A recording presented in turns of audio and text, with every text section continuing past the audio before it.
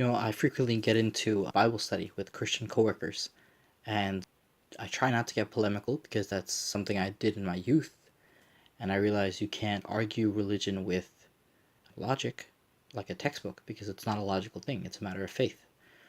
But having said that, I don't let my views be known when we do the Bible study, whether I agree with the verses or not, but I try to get the most meaning out of it, and since I have an undergrad degree in religion, I'm able to always offer some kind of insightful commentary on whatever Bible verse we might be reading. Not to brag, but sometimes it's connected to something historical, something larger.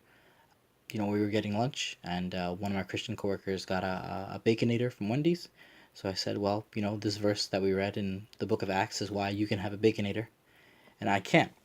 So with one coworker, I got polemical, even though I don't get polemical anymore. And this is what I kind of wanted to get polemical about because she believes that no other religion can gain you entry into salvation, and no other ideology except belief in Jesus as whatever she thought him to be would qualify you for entry into heaven.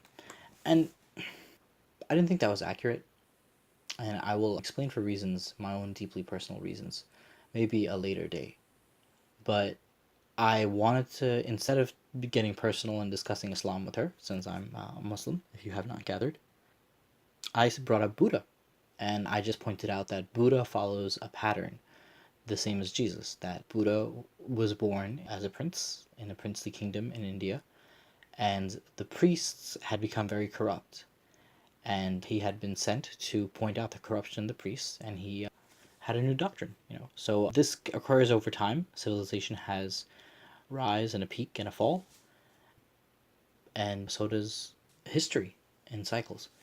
But in the same way Buddha pointed out the corruptions of the Hindu Brahmins that he lived among at the time, Jesus was pointing out the corruption and collusion between the Jewish priestly class and the Roman rulers of the time. And he was a revolutionary who was executed by the state. So anyway, I feel like you can gain a lot of benefit comparing contrasting religions. Much more interesting than doctrines of salvation, I told my coworker and friend, was the life of Jesus, the ministry, Galilee, his actual words, his sayings, his teachings. And I find similar enrichment in holy books and holy sayings and holy men and women throughout history and time. But she kind of pointed out that for her, history, theology, and all knowledge of theology begins and ends with the Old and New Testament of the Christian Bible. So she's a typical evangelical, and this video is kind of geared towards evangelicals and their beliefs. So finally, I got into Islam, and I approached my coworker one day, and instead of arguing Buddha with an evangelical Christian, and mind you, I'm also trying not to start a fight. Not only do I no longer get polemical with people, but I don't want an altercation or a heated back and forth at work, because then somebody might say we're not allowed to read the Bible anymore. And that's just 15 minutes a day that we have during our break, twice a day, that we can dedicate to replenishing and renewing ourselves and finding some calm and some wisdom in the middle of the day. But because she got polemical a little bit, we were moving away from just simply reading the Bible, and we're getting to a lot of commentary on what she believes and what I may or may not believe. I decided to get polemical with her, and I said, "Can you please, I want to make an argument with you, and I want to tell you something, that the book of Genesis is so amazing that a character in the book of Genesis, which is only brought up a handful of times, 2 chapters, and then maybe mentioned in passing a few chapters here and there, and finally reoccurs in Isaiah, winds up becoming a major religion. And if that was too much for her to believe, that a prophecy in the book of Genesis came true in a spectacular way, then, I couldn't help her. I couldn't teach her. So she said, no, I have no problems with the book of Genesis. But this is the argument that I laid out for her, and hopefully you find it convincing, and maybe you will, maybe you won't. Okay, so we are going to go to Genesis 14, chapter 14, verse 18, and it says, "In the same day the Lord made a covenant with Abram, saying, Unto thy seed have I given this land, from the river of Egypt unto the great river, the river Euphrates." So I told her, it's a remarkable thing By the way, we had gone over Genesis, the part where the angels tell him he has a son. He will have a son born of a miracle from his wife Sarah. But I told her the book of Genesis was making an incredible claim if we take the events at face value, because Abraham was 90 years old and he didn't have any children, and he was a stranger in the land, and he was childless. So for someone who's a stranger and who's childless to be prophesied to not only be unto thy seed, he has no children. Unto thy seed, I give you Egypt to Euphrates. And mind you, the two greatest empires in the world at the time are Egypt and Babylon, and the Hittites are in between, and they come up later. But in other words, you're telling a childless old man that all the empires you see around you will be vanquished, and your children, as of what you have done, your children will inherit these great empires. But Genesis 15:19, it names all the peoples that lived in that land: Kenites, Kadamites, Hittites, Rephaims, Amorites, Canaanites, Girgashites, and Jebusites. So each of these people had different gods. Well, we'll get to that verse later. So chapter 16. Now Sarah, Abraham's wife, bare him no children, and she had a handmaid, an Egyptian, whose name was Hagar. And Sarah said unto Abraham, and Sarah took Hagar after Abraham had dwelt in the land, and gave her to Abraham to be his wife. And I stopped there too, because in the Muslim tradition, Hagar was a wife of Abraham, and in the Jewish and Christian tradition, she was just a concubine. But it's incredible when you really read the text, the book of Genesis. It says that that was his wife. Now, there's a footnote in the Companion Bible which points out that she could be a wife under common law or a wife under Babylonian law, which we would consider it. But mind you, it's not in your culture that Hagar was his wife, and the text, though, says it's his wife. And Hagar conceived, and when she conceived, her mistress was despised in her eyes. And then Sarah gets mad, and Abraham says, this is a funny thing to say, behold, thy maid is in thy hand, do to her as it pleaseth thee. And when Sarah dealt hardly with her, she fled from her face. Okay, so Hagar runs away. It says in the footnotes here that Hagar she ran away, but she wasn't really a slave. She was a handmaid. And therefore, the only thing Sarah can do if she was mad at her servant was to lay tasks upon her. So that's why she ran away. But it's kind of funny when you read those companion Bible footnotes. And Abraham just throws his hands up here. He says, that's your maid. Do whatever you want. Which is not exactly true also, according to this lecture I read by Dr. Noah Kramer, who has this amazing series on Amazon Prime, if you have it, on not only Old Testament, but ancient Egypt, ancient Sumer. It all ties back right into this Genesis. And he was a very accomplished scholar of ancient history and biblical history. And the angel of the Lord found her by a fountain of water in the wilderness, by the fountain in the way to Shur. And the angel said, Hagar, whence camest thou, and whither wilt thou go? And she said, I flee from the face of my mistress Sarai. So, it's really funny what the Lord himself, or his angel, depending on how you want to look at it, intervenes directly in here. And the commentary says, I read another commentary that kind of pointed out that she was going back to Egypt, because that's Shur on the way south. And the angel stopped her, because Egypt was idolatry. And the commentary says, that's the commentary, by the way, not me. The commentary says, the angel was stopping her from going to idolatry because she needed to be with Abraham. And it was better to be in the house of a righteous man than it was to, even though your mistress was laying tasks upon you, it was better to do that than go to idolatry. Mind you also, this verse was used by slave owners to justify slavery during the days of the American pre-Civil War. that this verse says, "And the angel of the Lord said unto her, Return to thy mistress and submit thyself unto her hands." So even if your master is kind of cruel, you're supposed to submit to his hands.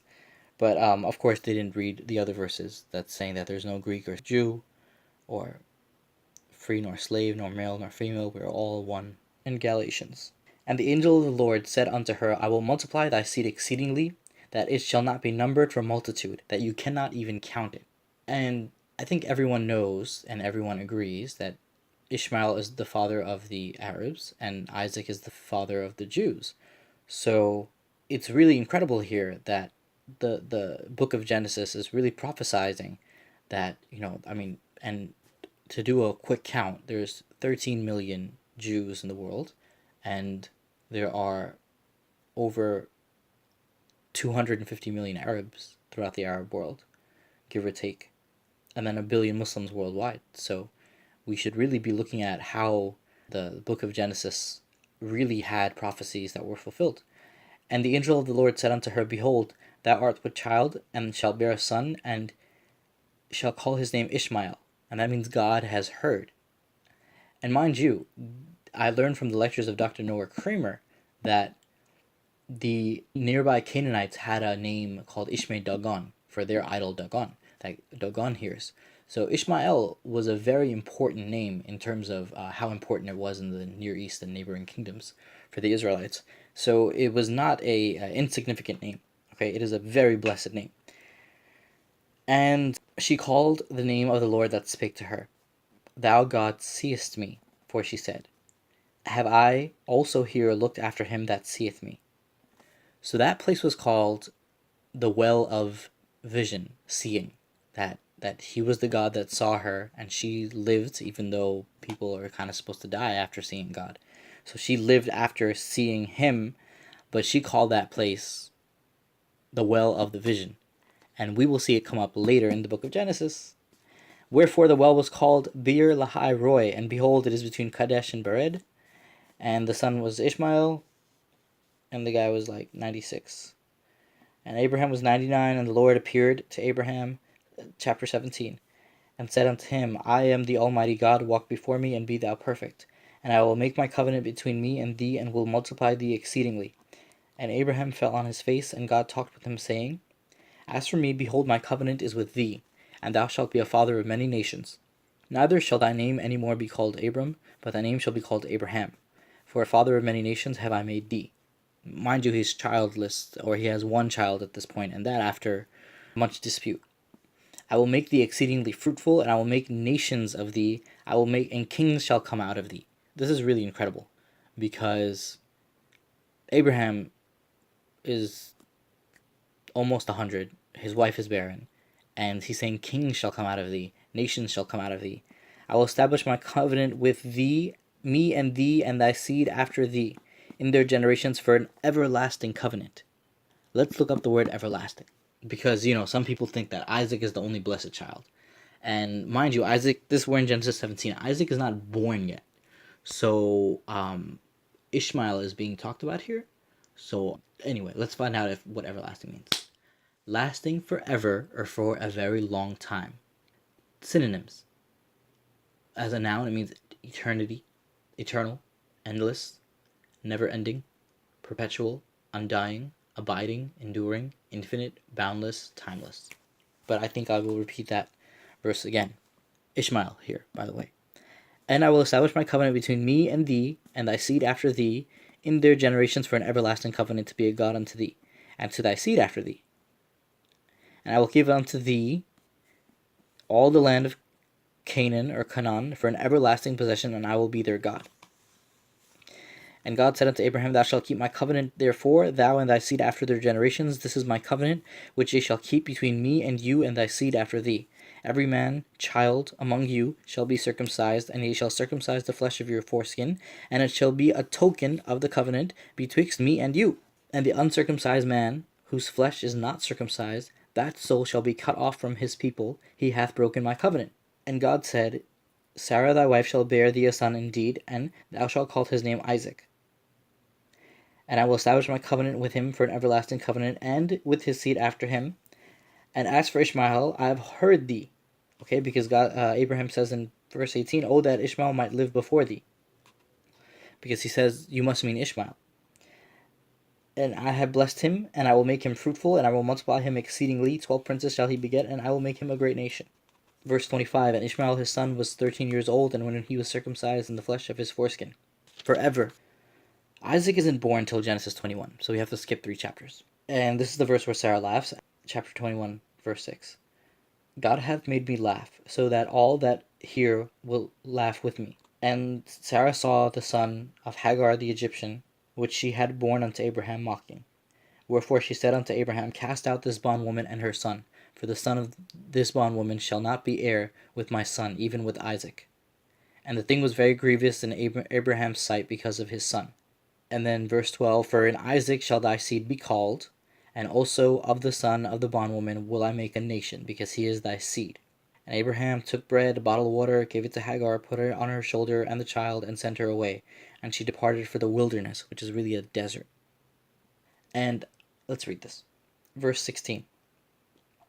And the water was spent in the bottle, and she cast the child under one of the shrubs.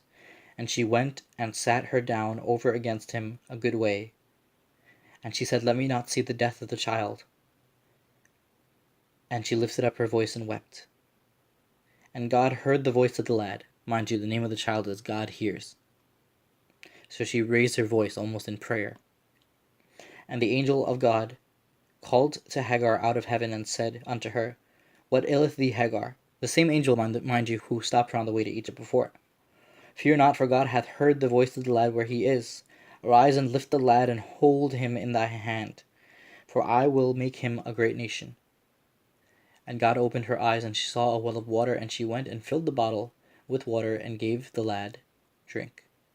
And God was with the lad, and he grew. I just want to stop right there, because that is the foundational myth of Islam. Every year during the annual Hajj pilgrimage to Mecca, Muslims reenact Hagar's search for water. They run back and forth between 2 mountains, and you're supposed to dash or go at a very quick, frantic pace, because you're supposed to reenact that the mother is looking for water. And if that child Ishmael had not been saved that day, there would have been no Prophet Muhammad, peace be upon him. And so it's amazing that this little obscure chapter 21 verse 16 passage of Genesis becomes a prophecy that's commemorated every year by 1 billion people, and at least 1 million or 2 who pack the city of Mecca. So and we remember it, that God saved Ishmael that day.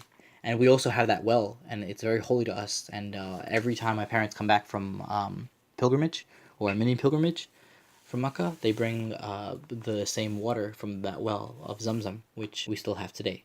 So it's amazing that I grew up hearing the story, but this is just one incident of one minor character in the book of Genesis that you never hear from again. And I may as well do this chronologically, but back to Genesis chapter 24, verse 62. And Isaac came from the well Lahairoi, for he dwelt in the south country. So that well is where Isaac's headquarters was. He would meditate there. Genesis 25, Abraham took a wife, and her name was Keturah, and she bare him a son named Medan and Midian. And also Joktan begat Sheba. You know, the queen of Sheba was from Ethiopia or Yemen, which were both similar kingdoms, and they're just one hop across the Red Sea. So really, the Arabs and the Ethiopians are very connected. And Abraham gave all that he had unto Isaac, but unto the sons of the concubines Abraham gave gifts, and he sent them away from Isaac while he yet lived. And Abraham dies in verse 8, and his sons Isaac and Ishmael buried him in the cave of Machpelah in Hebron, in the field of Ephron the Hittite, which is before Mamre. So it's really incredible, actually, that he buys it from a Hittite, because they weren't as hostile to Abraham's presence as the Canaanites. But they do come up later. And God blessed his son Isaac, and Isaac dwelt by the well Lahairoi, which originally, if you recall, Hagar was the first one to have a vision of God over there. I've heard that this is somewhere north of Petra, but it was a Nabatean well. But it makes sense that she would run to Jordan the first time. But, of course, the text seems to say she's in Egypt. But now we're still on 25, verse 13. Here are the names of the sons of Ishmael by their names: Nebuath, Kedar, Abdil, and Mibsam. 12 tribes, 12 princes. But I just want to emphasize that when we talk about the birth of Ishmael, and this is Genesis 21, verse 20, and God was with the lad, and he grew and dwelt in the desert wilderness, became an archer. God was with the lad. You know, I don't know if you want to get into it, but this is my favorite part of Genesis. And this is when the angels come and they tell him that you're about to have a child. And the thing is that Genesis chapter 18 starts with, "And the Lord appeared unto him in the plains of Mamre. And he sat in the tent door in the heat of the day, and he lifted up his eyes and looked." That chapter of Genesis starts with Abraham having a prophecy, a nevuah. The Lord was with him in the tent. And mind you, this is not the angel of the Lord. This is the guy himself, God, however he is or shaped or whatever image in which we were made in. He is in the tent with Abraham having a prophecy. And Abraham lifts his eyes and he breaks the prophecy to greet the three strangers and says if they need any food, and he probably would tell them about God.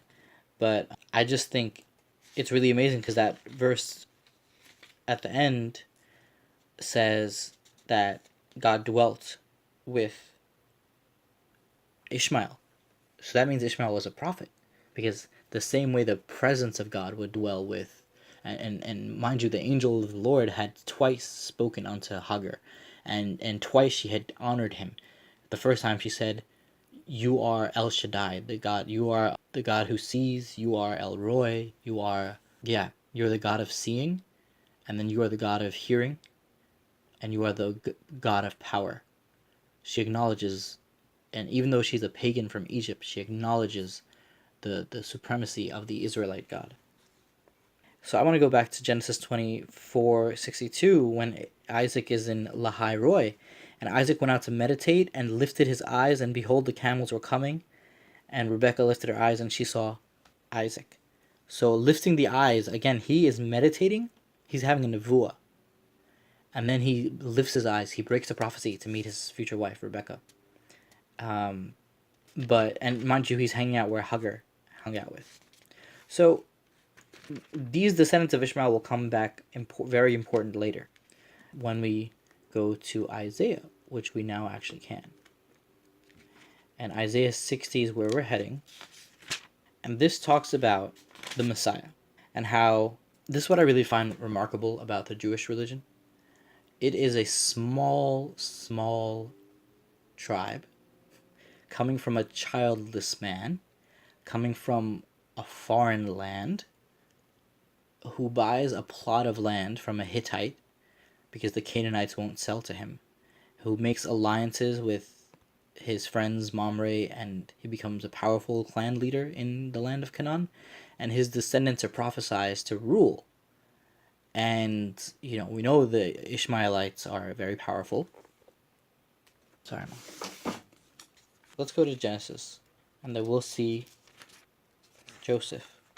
And I remember when I was younger, some Christian evangelical named Dr. Joseph Farah had published a piece saying that the Ishmaelites were wiped out, they don't exist, and the Arabs are not the descendants of Ishmael.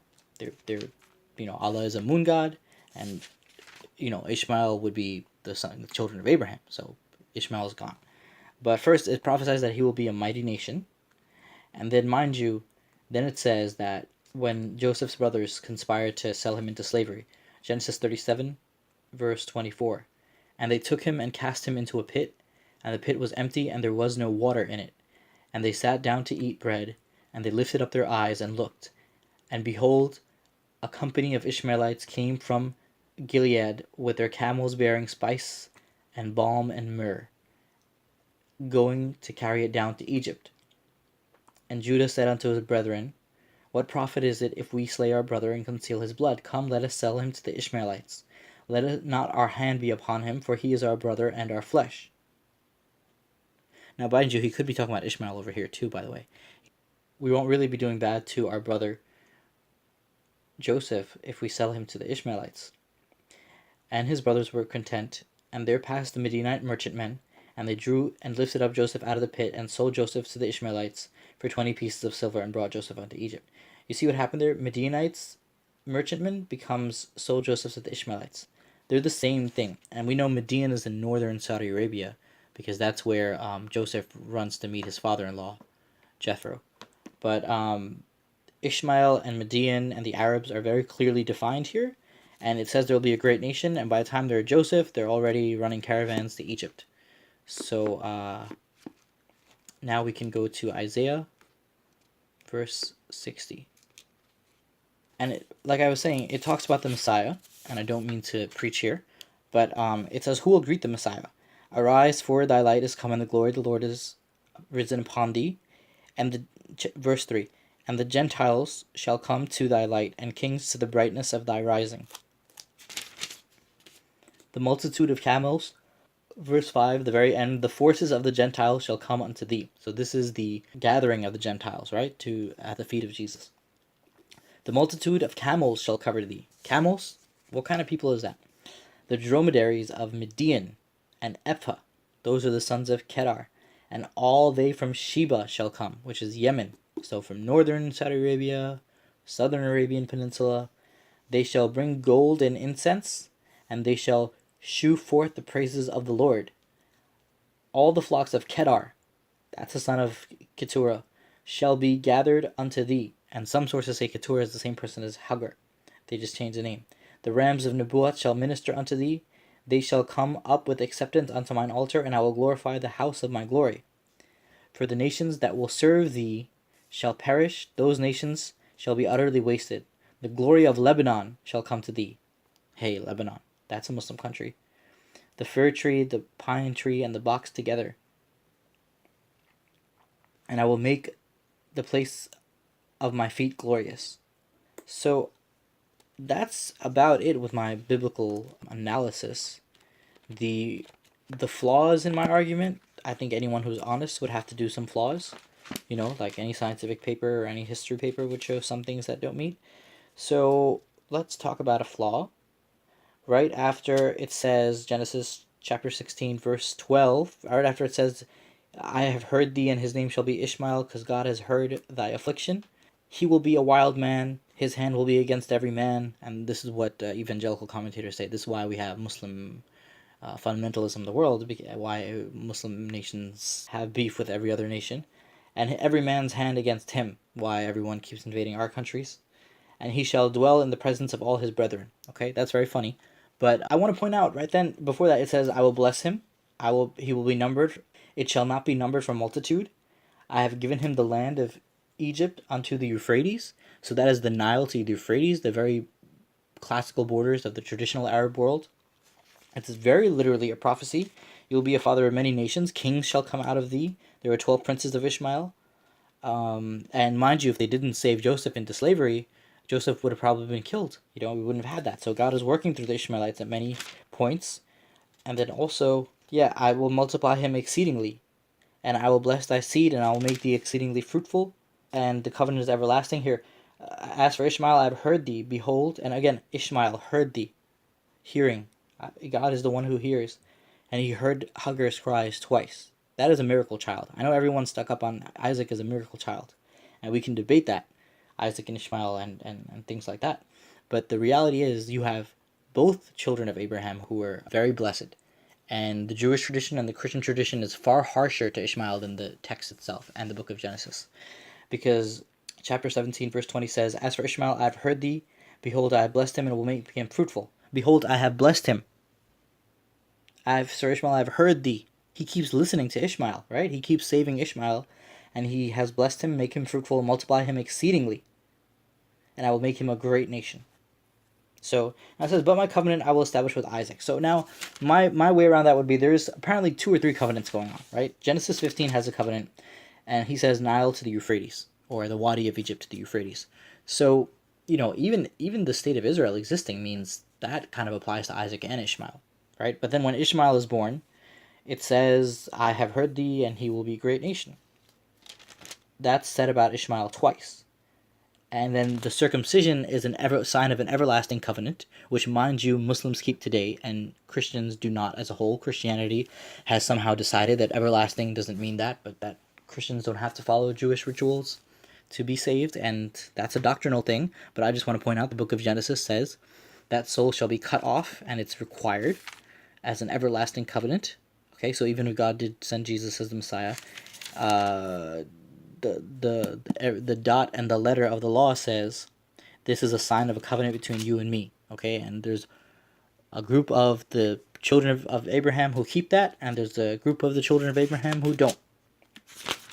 And finally, someone could say, so it appears there's like 3 covenants: one Abraham, one for Isaac, Abraham in general, one for Isaac, and one for Ishmael. But I also wanted to point out, when Jacob and Esau have issues, Esau marries his children to Ishmael's children. And then Jethro, Moses' father-in-law, is from Midian, who's a child of Ishmael. So Moses has to marry into Ishmael to get genetic offspring. And mind you, Hagar found the place that Isaac spent his life meditating. That was a very holy place. Right, Genesis 36. These are the generations of Isha, who was Edom. And he took wives of the daughters of Canaan and the Hittites. And, 36. And Bashemeth, Ishmael's daughter, sister of Nebaioth. So we see, actually, Ishmael's seed is very important. But then that's why I told my coworker, maybe it's too much for you to believe that. And what I realized later, that it's even more incredible about the prophecy of the book of Genesis, is that there were so many gods in the ancient Near East. But these gods were really synchronistic. So there was a sun god, Apollo, and so there wasn't that much of a difference between the Persian sun god and the, let's say, Roman sun god. So you even had Roman and Persian temples along the border in Iraq in the, let's say, 3rd century CE that had the same sun god or goddess of wisdom or who not. You know, like, you could take similar idols from a different culture and put it in the temple, and they would be okay with that. But literally, the Phoenician god Baal, for example, because the Phoenicians were so good at seafaring, Baal was worshipped from Arabia to the Near East to North Africa, all the way down to Carthage. That's how widespread Baal worship was. So these names, Baal, Dagon, Molech, Mot, Ra, and so on, Athena, Zeus, Jupiter, Hera, these names were so widespread that to believe that the god of an insignificant tribe that had obscure roots and never became a mighty and powerful kingdom like Egypt, Hittite, Hattusha, or Babylon, that those gods would no longer be there, the same way that verse of Genesis ends. Right after God says, I'm going to give this land to your seed, and then he names all the other people who live there, that their gods won't be worshipped. And because the God of Israel does not have any idols, everyone knows Muslims don't have idols of Allah. So that all the idol worship would be abolished in that Near East and North Africa, that hotbed of paganism, and you would have the God of Israel worshipped. That prophecy would be an astounding thing to say. Okay, I'm not going to call it anything else, okay? But it's just an astounding statement. And then for the book of Isaiah, mind you, which was written at the time where one kingdom of Israel had already fallen, and the kingdom of Judah was the only one left, and Assyria was coming at its heels. So for Isaiah to prophesy that all the people of the world would engage in universal Yahweh worship is just an incredible thing. And the even more incredible thing is that it came true through Islam, through Christianity, through Judaism. And if you believe in Christianity, the fact is, and I don't mean to impose a Christian interpretation on the Old Testament as Christians tend to do, but if you believe that, then you will believe that the children of Ishmael, as said in Isaiah 60, since you're so worried about Isaiah prophecies of Jesus, the children of Ishmael will anoint the feet of the Messiah. It says that. And Muslims, we believe in Jesus as the Messiah. We believe in him as being born of a virgin, and we believe in most of his miracles. So we are already halfway there. We have already fulfilled that prophecy. And you may not want to believe it, and maybe the book of Genesis is too great for you to comprehend and understand, But the reality is that Islam was predicted in the book of Genesis, so therefore there's no need to imagine it as some kind of foreign, hostile, alien force that's coming to the Huns at the door of Western civilization. In fact, it is very much influenced by Jewish and Christian ideas. It is very much influenced by Jewish and Christian history and philosophy and sociology. And it is a part of the long running Western tradition of religion. So, and everything good about it comes from the religions that came before it, and everything bad about it is also present in it. So, you have to take a good hard look at your own religion if you think there's a problem with Islam. I hope that was enlightening. I hope I can address any other arguments, or I try not to argue religion anymore. But any other concerns? I have tried very specifically not to distort the Bible. When I told this to my coworker, she said, "I know what you're trying to do. I know what the Bible says." And I pointed out to her, every time you read the book of Genesis, you will find something different. For example, I purposely read 2 verses about Isaac, right? And Isaac means to laugh. And we all know that he's called to laugh, Yitzhak, because his mother, Sarah, laughed when the angel told her that you will have a child. But did you know Abraham also laughed?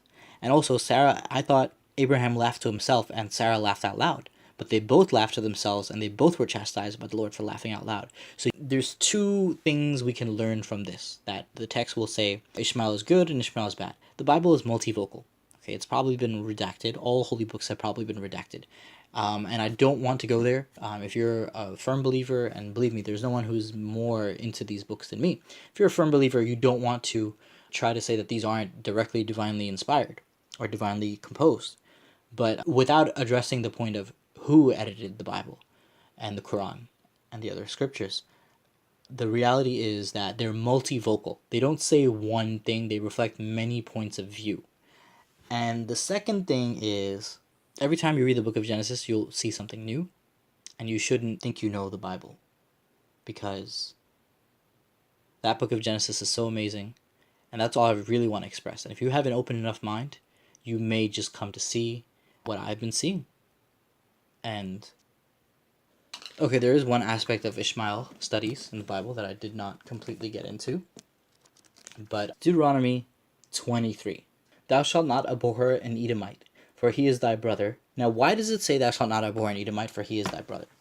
And someone said it could go back to Esau, but here's the real reason why, that I heard according to this Rabbi Zvi Zimmerman. The reason is, all the other tribes around Israel, the Canaanites, the Moabites, the Amorites, the Jebusites, they had their own god. The Canaanites had Baal, and so on, except for one tribe, and that tribe was called the Edomites. And that tribe didn't have a different god than Israel. They worshipped the God of Israel, El. So that's why they're called your brother at this point. And then I heard somewhere else in that same rabbi's lectures that how do you become a Navi, a prophet, a Nabi in Arabic? If you want to have a Nevuah, how do you get to have a Nevuah? And I had never heard of this before, so I really was interested of how this happens. So he says that you have to go to a place, what they call meditation, and we saw that word meditate being used in the King James translation of what Isaac does. But if you want to be a Navi, you have to go to a place and meditate, but not but like go to a place where there are no people and no animals, and do that for a long time. And you might have a prophecy. And Muslims don't believe prophecy exists today, and Jews don't believe prophecy exists after the destruction of the Second Temple in 70 CE. But they do say a dream is 1/60th of a prophecy, and prophecy is found in children and in fools. So prophecy does exist today, just not in a regular form that you can trust. But the reality is that the Prophet Muhammad, peace be upon him, did the exact same method that you described. He went to the cave of Hira, and he was on the outskirts of Mecca, away from people and animals. And he did that for the better part of his life before he had the first revelation at the age of 40. So it's very funny. But I want to propose something to Jews now, since I already proposed to Christians. If you believe Jesus is the Messiah, doesn't Isaiah 60 say Ishmaelites will adore him? And we do, as much as you might think that we don't. For Jews, I would point out that the scripture says that there is a tribe called the Edomites. And of course, Median is around there, and Ishmaelites and Medianites, and the other descendants of Kedar and Sheba. So there is another tribe that worshiped the same God as Israel did. So why is it so impossible that there would be a prophecy from that nation which worshiped the same God? And I propose that is the Prophet Muhammad, peace be upon him. And then, so that's why I see nothing in the Christian or Jewish traditions that precludes the possibility of having a prophet come out of Ishmael. That's how medieval people understood Islam, not today, unfortunately. But I think it's very useful to think of him as an Ishmaelite prophet, especially since Abraham will be infinitely blessed, more than one can imagine. And if you don't believe that, you don't really believe in the book of Genesis. And another argument against me is, and I want to point this out because I want to discuss frankly anything, and I have nothing to hide because I'm not misinterpreting scripture. I'm just pointing to you what it says. So if you have the guts to see what it says, we should talk about it. Galatians chapter 4, verse 22. For it is written that Abraham had two sons, one by a bondmaid and the other by a free woman. But he who was of the bondwoman was born after the flesh, but he of the free woman was by promise. Which things are an allegory? For these are the two covenants, the one from the Mount Sinai, which gendereth to bondage, which is Hagar. Now, Mount Sinai is associated with the Jews or the Jewish people. So Christianity is actually saying here that the Jewish people are under the covenant of Ishmael, kind of, right? Because they have a legalistic interpretation of religion, and their idea of religion is free, of a free woman. For this Hagar is Mount Sinai in Arabia, and answereth to Jerusalem which now is, and in bondage with her children. But Jerusalem which is above is free. Jerusalem was owned by the Romans, right? And others, Edomites. But Jerusalem which above is free, which is the mother of us all. For it is written, Rejoice, thou barren that bearest not. Break forth and cry, thou that travailest not. For the desolate hath many more children than she which hath an husband. Now we, brethren, as Isaac was, are the children of promise. But as then he that was born after the flesh persecuted him that was born after the Spirit, even so it is now. Nevertheless, what saith the Scripture? Cast out the bondwoman and her son, for the son of the bondwoman shall not be heir with the son of the free woman. Now, I think that's a misinterpretation of the book of Genesis. I don't mean to be so gall here as to challenge the writer of Galatians, but both Abraham and God, apparently, and the angel of the Lord have a problem with Sarah saying, it's not the scripture which says, cast out the bondwoman with the son. It's that Sarah's jealousy and envy and rage saying that, not God. But the point is, other than misquoting the book of Genesis, is, so then, brethren, we are not children of the bondwoman, but of the free. So you have those two verses which go against me. Okay, you have the one that says that he will be a wild ass of a man, but it almost describes Islam too, right? You have the Old Testament way of looking at things. We follow the law, we keep kosher or halal, we keep circumcision, we follow purity rituals and things like that. I may even accept that criticism. Fine. Maybe Islam is legalistic, although I follow a mystical interpretation which is not of that. But that is everything, I believe, connected to Ishmael. And so I feel there's two verses against it, and all the other verses I produced, including showing the noble lineage of Ishmael being included in God's prophecy for other people, including Jacob and Jesus, all of those things show that Ishmael is righteous, that he has a prophecy, that the place where his mother has a vision of the angel of the Lord becomes the compound for Isaac to meditate, that there was a tribe next to the Israelites who had the same God. Okay, now lastly, the first objection that evangelical Christians have is that Allah is not God. Okay, that's really interesting. I don't know how to answer that. I would just say that in French it's Dieu, in Spanish it's Dios, in German it's Gott, and in English it's God. In Hebrew it's probably El or Yahweh, depending on which era you're talking about. But Allah is just the proper name for God in Arabic. And if you don't believe me, Christians and Jews in Arabic-speaking countries, Arab Christians and Jews, they use the word Allah for God. Okay? And then, mind you, John 3:16 in Arabic,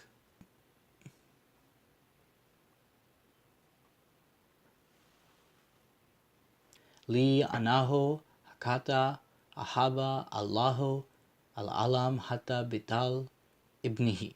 So for God so loved the world that he gave his only son. So it says Allah had a son.